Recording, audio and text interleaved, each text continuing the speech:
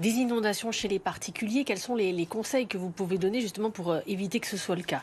Alors, des solutions existent pour justement limiter les dégâts, notamment en cas de montée rapide des eaux. Des dispositifs de protection peuvent être installés devant une porte, un garage ou une entrée afin de ralentir l'intrusion de l'eau. La société Cedipec, par exemple, créée en 2018, est spécialisée dans ce type de dispositif anti-inondation.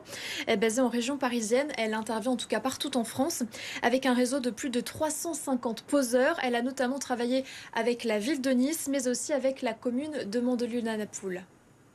La problématique là-bas, c'est que le risque, il est divisé en trois. On va avoir la montée des eaux lentes, le risque d'effet de ruissellement, donc l'eau qui ruisselle sur les routes et qui vient défiler en moins de 15 minutes jusqu'à des hauteurs de 2 mètres parfois.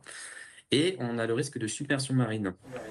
Et la société de Jonathan intervient notamment dans des écoles près de chez nous, des hôpitaux, mais aussi chez des riverains exposés au risque inondation.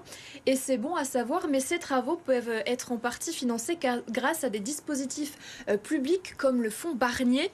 Jusqu'à 80% de prise en charge pour les particuliers, 40% pour les entreprises de moins de 20 salariés et 50% pour les collectivités locales.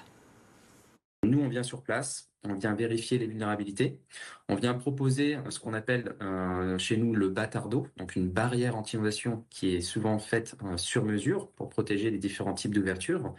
Et en complémentarité à ça, on vient mettre aussi des clapets anti-retour pour éviter un refoulement des eaux par les canalisations. Ensuite, il y a quelque chose de très important en particularité, c'est la hauteur de protection.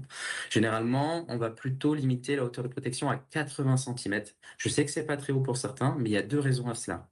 La première raison, c'est de pouvoir enjamber la protection en cas d'évacuation. Et la raison principale, c'est que si j'ai trop de pression hydrostatique d'un côté du mur et que de l'autre côté j'ai de l'air, les murs peuvent s'effondrer. Donc il va falloir qu'au bout d'un moment, on laisse rentrer l'eau pour équilibrer les forces entre l'extérieur et l'intérieur. Alors on le comprend bien ici, le bâtard d'eau n'est pas une solution miracle. Il ne rend pas un bâtiment étanche à 100%, mais il permet quand même de ralentir la pénétration de l'eau et de réduire forcément considérablement les dégâts.